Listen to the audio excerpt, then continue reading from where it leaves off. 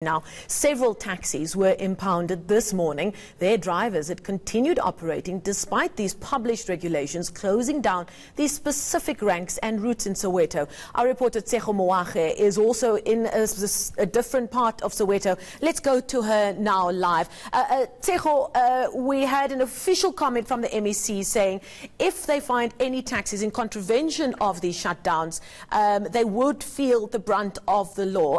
What can you tell us? Have they followed up on that? Well, good morning, Marcel. What we do know at the moment is that it seems that they have really followed up on that particular message that they sent out to taxi operators. There are about 15 taxis here at this Dube station in Soweto that have been impounded. And they are actually at this moment, this is not actually an impounding station, Marcel. When I speak to some of the police officials here, they're just letting me know that this is not really an impounding station, but they are looking for a place to actually take all these taxis that have been operating what seems like illegally this morning, that operated illegally this morning. They will take these taxis elsewhere, just so that then the owners will then have to come and release them, of course. But I must mention to you, Marcel, that it is quite interesting that they impounded these particular taxis this morning, because at the quasi taxi rank, it is quite normal. It is business as usual with Wata taxi drivers and UTAF taxi drivers working together to actually ensure that passengers are taken to their various destinations, and they are actually bypassing the routes that have currently been closed in order not to get impounded and in order not to get arrested. What is the reaction, or have you been able to get reaction from any of those taxi drivers and indeed taxi owners infected by this hard line from the department?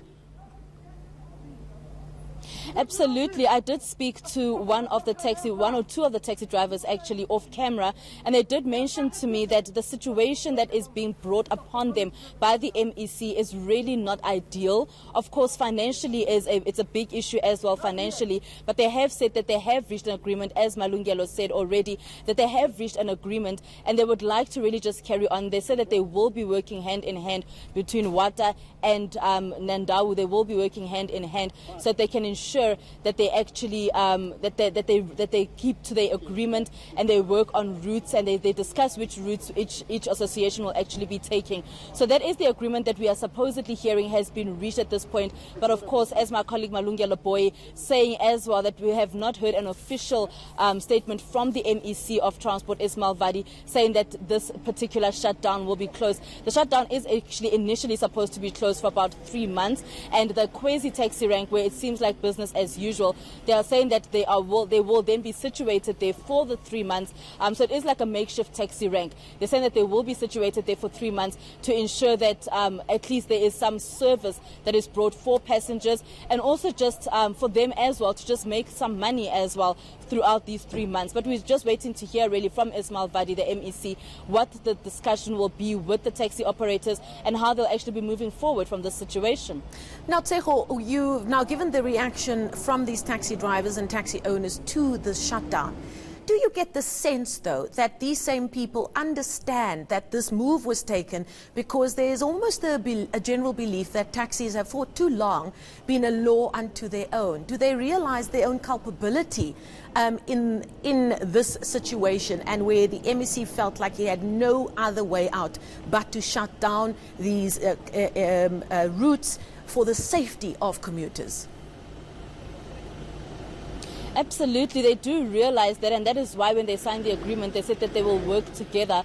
I heard my colleague Malungelo speaking to the spokesperson of Wata actually mentioning that there will be no more gunfire and no more guns actually being carried on the taxis. So that is one of the situations and one of the agreements that they've come to between the two associations, and they really do understand the consequences and the reason behind this particular shutdown. Also, Marcel, speaking to one of the commuters, he also mentioned to me that he understands the situation, but it really is a problem for them because they don't know how they'll be getting to and fro work on a daily basis for the next 3 months. They are saying that taxis are more reliable than the other modes of transport that are in this particular area of Soweto, which is the trains and the rear via buses. They're saying that taxis are more reliable, they are faster, of course, this we know, but they are then saying that they don't know how they will get home if this particular routes are shut down for a full 3 months.